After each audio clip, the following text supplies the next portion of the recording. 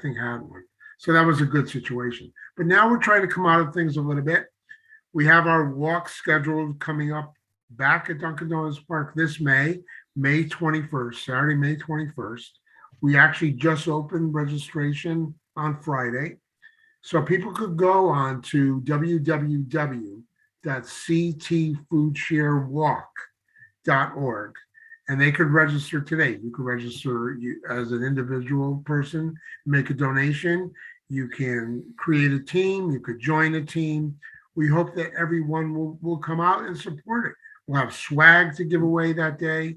And basically, we walk about a mile and a half through the streets of Hartford around Bushnell Park and basically make the statement that hunger in this state of Connecticut is just not acceptable. So it's the largest anti-hunger event in the state. And we have corporate donors that support us. So sponsorships are available. They can reach out to me and get information on that. But it's a wonderful, wonderful event. We're also continuing to do, we'll do our other things coming up in the fall. As I mentioned, this is our 40th anniversary. We will be doing a 40th anniversary celebration. That details are still being ironed out, but we hope to have it at our warehouse in Wallingford. It will be a very, very casual, fun evening with hopefully an 80s theme. So that should be rather interesting. So both you guys were my friends, and we kind of grew up throughout the 80s, came into adulthood a little bit more. Maybe you'll enjoy that if you come there and be part of the 80s celebration. So hopefully that'll be a good thing too. And then hopefully we'll be going back to our live turkey drives of some sort when we get into November at the end of the year. But the big thing is every dollar that we bring in, money goes further than the food. Every dollar that we bring in provides 2 meals to the people of Connecticut. Last year, we were able to provide over 47 million meals. So it's really important to support our work. We got a lot of things going on. I mentioned partner programs. We have mobile food distributions all over the state of Connecticut. We do retail food rescue. So we're out at the supermarkets picking up food, bringing it to the warehouse, bringing it directly to partner programs. We have 3 facilities right now. So we have Wallingford. We still have the old Bloomfield location where we're still doing work there. And the third one is down in Bridgeport. It's a satellite location. And in Bridgeport, we pack senior boxes. Now, seniors struggle a lot with food insecurity because they're on fixed incomes. They have to make a choice between food and rent, food and medicine, food and transportation. Those are tough situations, and they're not all getting SNAP dollars. So the money runs out many times halfway through the month. So these senior boxes that we're doing, they're called CFAP. It's an acronym. We're actually, we pack these boxes. So we have corporate groups that come into our facility in Bridgeport, and they pack them. And we pack about 3,000 boxes a month that are distributed to eligible seniors around the state of Connecticut. Big work. A lot of people could get involved. Speaking of volunteers, we need volunteers. During the pandemic, a lot of people pulled back because corporate groups couldn't come out. Seniors pulled back. Students weren't eligible. So we had to get some temporary folks to help us. We've got as many volunteers as we possibly could. Now, slowly, the volunteers are starting to coming back again. Last year, we had about 3,600 volunteers. We still need more. There's a lot of opportunities. You can go to our website, ctfoodshare.org, and you can find out how you can volunteer any way you'd like, either as a group or as an individual. There's a lot of ways to get involved. That's fantastic. Now, of course, knock on wood, we're seeing the pandemic wane, but now we're seeing inflation shoot up and food prices have gone through the roof. What are you seeing in terms of changes in need, different people coming?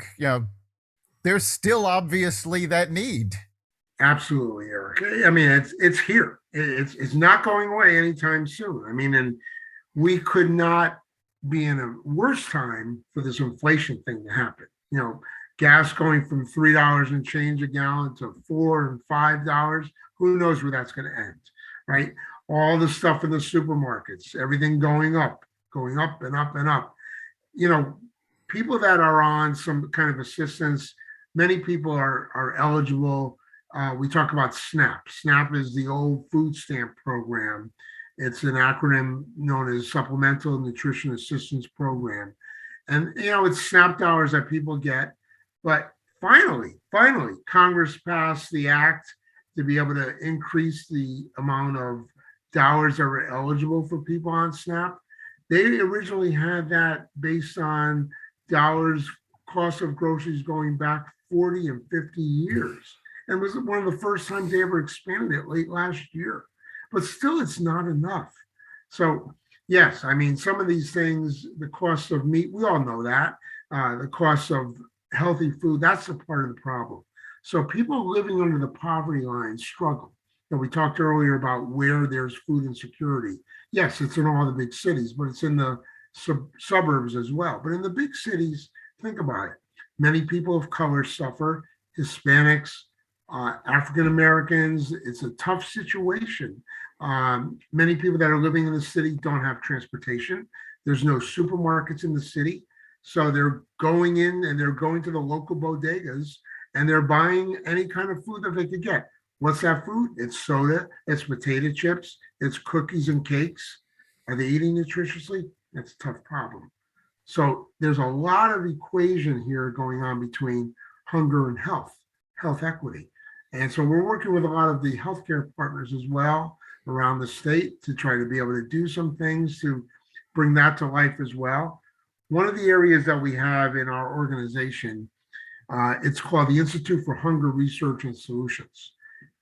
It began about 2.5 years ago. It's headed up by an incredible woman by the name of Dr. Katie Martin. She is the executive director. It's part of Connecticut Foodshare. And Katie does a lot of things. She's a PhD in food nutrition. She's written a book on reinventing food banks and food pantries. It's talking about changing the paradigm. About, I mentioned earlier, we could keep giving food out for the next 40 years, but where are we really headed? So there's a lot of best practices that she pushes for. She does things. She works with Feeding America as well. She goes around and talks to other food banks, talks to some of the pantries. There's some best practices. She developed a program called SWAP, and SWAP is an acronym for Supporting Wellness at Pantries. Right here in Greater Hartford, Hands on Hartford uses that program. It's a stoplight system that shows clients as they come in to get food into the pantry, red, yellow, or green. Green being, get this food as many times as you can. Yellow, get it, but be careful. There might be a little bit of sodium or some extra sugar in there. Red, be very, very careful with what you're getting on that, because that's going to lead to health issues, obesity, chronic disease, et cetera, that type of thing. So she's gone around. She's really promoted this around the country. She talks about more than food, and it's really getting at root causes of hunger. Why are people having problems? And all the other things that come about. We talked about underemployment, mental health issues. There's a lot of things that come into play here. And if we can make people more self-sustaining, it's going to be a better community for many of us and everyone around us. So, we're hoping to do a lot of things. There's a lot of work in front of us, but it's going to be done. It's got to get done, and we need to be able to move ahead. It's great that you guys are doing so much on the health front, as well as getting, healthy food to people. And I don't think most people realize how many areas there are in the United States that are considered food deserts, where people just don't have access to a wide range of food. You're absolutely right. We have it right here. We have Yep. right in North Hartford, the North End. There's problems there. It's a very, very tough situation. So, we talk about food pantries and the 700 partner programs. Included in that 700 partner programs, we also have mobile food distribution sites. We talked earlier about what we did at Rancher Field, right during the pandemic. But we also there's about 100 sites around the state of Connecticut that we go to with our trucks, our mobile trucks, They look like the big old beer trucks. The sides pull up on, open up on the sides. It's refrigerated. Volunteers are waiting at the sites, and out comes bread and produce and meats and things like that for people to take and bring home and feed their families. No questions asked. Many of these sites are municipal parking lots, church parking lots. They're all over the state of Connecticut. And, it's really, really important that people rely on that. So we go to those places every 2 times a month, same day, same time, and our trucks are there and the people are waiting for us. Many times it's as many as 50 people or as high as sometimes 150 people waiting in line when the truck gets there. So we try to take care of them as well as we can. One of the things we did during the pandemic, we actually partnered up with Hartford Healthcare and some of their sites as well around the state, where we combined our mobile distribution sites along with vaccine sites.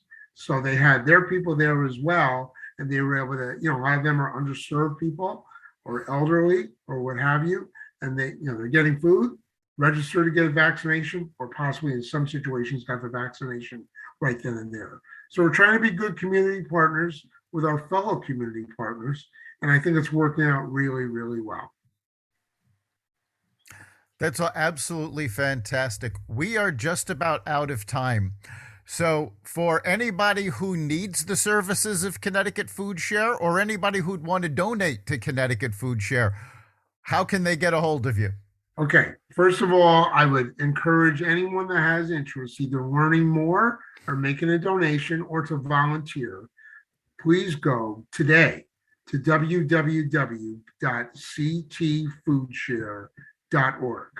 Once again, www.ctfoodshare.org. That is our site. There's many ways you can see where you could get involved there, either to donate, you could volunteer, you could advocate for us, and there's a lot of information there. There's also information there for the Institute that I described earlier. So, and once again, Walk Against Hunger coming up, May 21st, Dunkin' Donuts Park, our great partners, the Hartford Yard Goats. Please come, be there, or donate online. There's no cost to come. You could but if you want to make a donation, you could donate whatever you want, and you could come that day, or you could donate online. It's a lot of fun, and you'll feel really good helping others that need the help. Great. Thanks so much for being with us. Chip, what do you think is the big takeaway from this week? Well, the way that all three of us met was through networking, which is relationship building. And what that is all about is a specific ask as far as what your needs are, and then having people spread the word to help you out. And obviously a big part of it, as Al mentioned, go to ctfoodshare.org for all the information that you need and to get involved individually and whatever. But for those of you who own businesses or work at businesses and so on and so forth, get your businesses to take a look at this thing too. And as Al said, there's different ways that you can do this. You can have a team in there walking, so on and so forth. There's all kinds of incentive programs as far as donations goes and matching and this and that, whatever. But if you get involved in so many different ways, but basically the word is ctfoodshare.org, take it to yourself, take it to your business, and just get into action and help out, because they've done a magnificent job and there's still so much work that has to be done to take care of people right here. Absolutely. I think for me, the big takeaway is 2 items. One is you never know who is suffering from food insecurity. It's not just the people that, we all imagine or see on TV. People come from all walks of life and they all need help. And the second thing is, if you do need help, it's nothing to be ashamed of. Reach out, get the help you need, get the food you need to stay healthy. It's all very important, and Connecticut Foodshare does a fantastic job of getting all of that out. You've been listening to the Success Showcase. You can catch us every week at xvadio.com/podcasts. You can also find us, as well as the rest of the Xvadio podcast network, at Apple Podcasts app, Google Podcasts, Spotify, iHeartRadio, Stitcher, Audible, Amazon Music, and wherever you find podcasts. Remember, make this your best week ever and make next week even better. We'll see you then.